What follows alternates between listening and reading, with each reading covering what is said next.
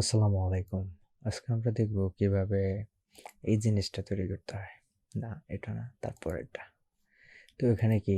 ওখানে হচ্ছে আমার কোন আইটেম, কোন ডেটে কত কোয়ান্টিটি, কত টাকা সেল হয় আর মাস শেষে কত টাকা সেল হয়। এরকম আরকি। তো যেমন এখানে কথার কথা ২৯ তারিখে এই আইটেমগুলো টোটাল ১৭টা, এত টাকা সেল হইলো আর পুরো মাসে এত কোয়ান্টিটি, এত টাকা সেল হইলো। এটা কিভাবে করা? অনেকগুলো ডেটা থেকে কিভাবে এটা ইজিলি করা যায়, তো সেটাই দেখব। তো আমি গেলাম ডেটাতে, তারপর আমি এখানে একটা ক্লিক করলাম। আচ্ছা, এখানে আমার ডেটা, এখানে কে আমার salesperson, date, category, items, quantity, net sales, then customer name. তো কোন ক্যাটাগরির ফুড কোনটা, এটা যেভাবে যে দেওয়ার ওভাবে দেয়। তো আমি এখানে সিলেক্ট করলাম। দেন আর ভালো কথা, এগুলো একটা ড্যামি ডাটা, এটা কোনো ব্যক্তি প্রতিষ্ঠান কারোর সাথে মিলবে না। ওকে, দেন আমি নিচে একটা ঘরে গেলাম, সবচেয়ে লাস্টের যে ঘরটা, এই। দেন আমি শিফট ক্লিক করে এখানে ক্লিক করলাম, মানে সিলেক্ট করে নিলাম। আচ্ছা, এটা গুগল শিটে করা, আপনি এক্সেলও ঠিক একইভাবে করবেন। তো তারপর আমি গেলাম ইনসার্টে। ইনসার্টে গিয়ে আমি দিব ফাইবার টেবল, দেন আমি দেব ক্রিয়েট। দেন আমার কি কি লাগবে? এখানে লাগবে আমার আইটেমগুলো, দ্যাটস মিন রোতে। তো আমি আইটেমটা রোতে নিয়ে আসলাম। ওকে, দেন আমার কলামে কি লাগবে? ডেট লাগবে, অর্থাৎ এই কলাম, এই কলাম, এই কলাম, এই কলাম। তো আমি কি করলাম? ডেটটা কলামে দিয়ে দিলাম। ওকে, দেন এখন আমার কি কি লাগবে? ভ্যালু আর কোয়ান্টিটি। সরি, ভ্যালুতে কি লাগবে? Need sale and quantity. তো আমি প্রথমে ভ্যালুতে কোয়ান্টিটিটা দিলাম, দেন আমি দিব নিড সেল। তাহলে দেখেন, সামান্য কয়েকটা ক্লিকেই অনেকগুলা সূত্রের কাজ একাই হয়ে গেছে। এটা যদি ম্যানুয়ালি করতেন হতো অনেকগুলো সূত্র ইউজ করতে হতো। তো আমি এবার যেটা করব, এই কলামটা জাস্ট ফ্রিজ করে দিব। তো আমি যাব ভিউতে, ফ্রিজ অন কলাম। দেন এবার হয়ে গেছে, বুম। এবার আপনি আপনার মতো ডিজাইন করেন, যা করার করেন, যেভাবে করার করেন। ওকে, তাহলে এটা হয়ে গেল। ওকে, দেন তাহলে লাস্টেরটা হয়ে গেছে, sales by item, quantity and date. Then তার আগেরটা, sales by category and unit. এটা কিভাবে? এটাও ঠিক একইভাবে। আচ্ছা, তারপর আমি করি। তো আমার ডাটা সিলেক্ট অবস্থা, আবার আমি যাব ইনসার্টে, দেন যাব ফাইবার টেবল, দেন দিব ক্রিয়েট নিউ শিটে। দেন এখানে আমার কি কি লাগবে? ক্যাটাগরি ওয়াইজ মান্থলি সেল কত। তো ক্যাটাগরি হচ্ছে আমার রো, দেন আমার নিট সেল হচ্ছে ভ্যালু। আর যদি আপনার কোয়ান্টিটিটাও লাগে তাহলে দিয়ে দেন ভ্যালুর আগে, শেষ। এখানে আরেকটা মজার বিষয় হচ্ছে, যেহেতু এগুলো আমার টোটাল ডেটা বেরই হয়ে গেছে, তাহলে আমি এখানে জিফিটাও বের করা যায়। যেমন আমি লিখলাম কস্ট অফ গুডস সোল্ড, দেন আমি দিলাম জিপি।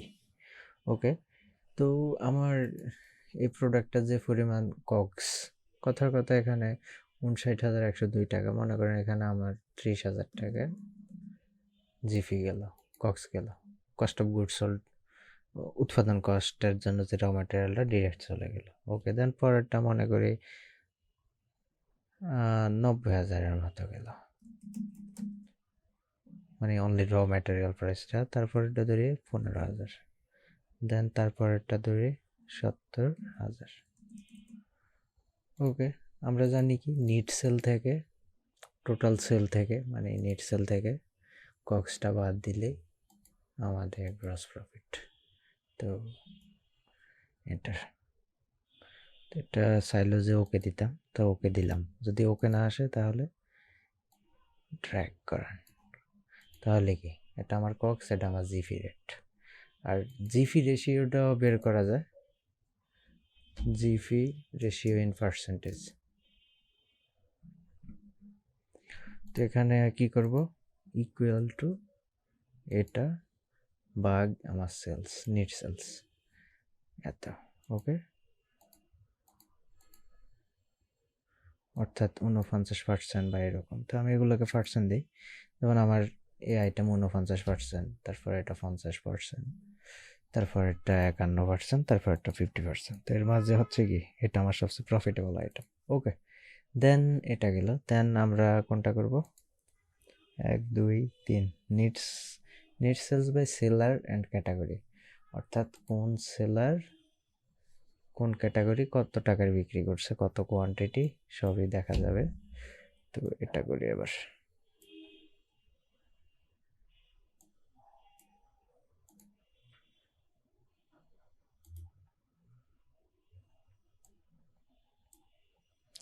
ওকে, গেলাম ডেটাতে, আবার ইনসার্টে গেলাম, পিভট টেবিলে গেলাম, নিউ শিট। ওকে, দেন এখানে আমার কোন সেলার কোন ক্যাটাগরি কত টাকার বিক্রি করছে, তাহলে আমার ক্যাটাগরিটা রাখতে হবে এখানে রোতে রাখলাম। তারপরে আমার টাইম লাইন যেটা, অর্থাৎ রো কি বলে, কলাম, মেবি কলামে রাখতে হবে কি আমার সেলার নেম, তাহলে কলামে রাখতে হবে, সরি কলামে রাখলাম। দেন এবার আমার ভ্যালু লাগবে। তো ভ্যালু কি কি? নিট সেলস, কে কত টাকার বিক্রি করলো। ওকে, আপনি যদি কোয়ান্টিটি চান, কে কত কোয়ান্টিটি সেল করলো, তাহলে জামাল এত কোয়ান্টিটি এত টাকার, এত কোয়ান্টিটি এত টাকার, এত কোয়ান্টিটি এত টাকার সেল করলো। ওকে, দেন এটার কাজও শেষ। এটা যদি আপনি একটা গ্রাফ বানাতে চান যে কে কত টাকার সেল করলো, কত কোয়ান্টিটি, তাও বানাতে পারবেন। আচ্ছা, এগুলা পরে আপনারা অন্য ভিডিও কাইন্ডলি দেখে নিন। ওকে, দেন প্রাইভেট টেবলটাও শেষ। তাহলে need sales to customer by seller, এটা হচ্ছে কোন কাস্টমারের কাছে কে কত টাকার বিক্রি করছে, অর্থাৎ মিস্টার এ কে এন্টারপ্রাইজের কাছে টোটাল এত টাকা বিক্রি করছে, কে কত টাকা বিক্রি করছে ওটাও দেখা যাবে, সবারটাও আলাদা দেখা যাবে। যেমন এই কাস্টমার এত টাকার, এই কাস্টমার এত টাকার, এভাবে কিনলো। এটা কিভাবে বের করা যায়? এটাও ইজি, আপনারা পারবেন। আমি ডেটাতে গেলাম, আবার সিলেক্ট থাকা অবস্থায় ইনসার্টে গেলাম, আমি পিভট টেবিল অ্যাড করলাম, ক্রিয়েট নিউ শিট। তো প্রথম আমার রোতে কি দিতে হবে? আমার কাস্টমার, আমি কাস্টমার দিলাম। ওকে, দেন আমার কলামে দিতে হবে কি নাম, সেলার নেম। এটা এছাড়াও আপনার ভিন্ন ভিন্নভাবে অ্যাড করা যায় যদি আপনারা চেষ্টা করেন।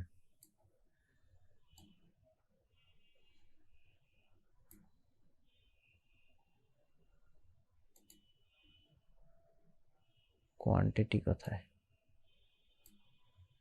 অর্থাৎ কার কাছে কত কোয়ান্টিটি কে বিক্রি করলো। তো এটাও ঠিক একইভাবে পেয়ে যাবেন। আমি আবার একটা রো প্রেস করে দিই, ওয়ান কলাম।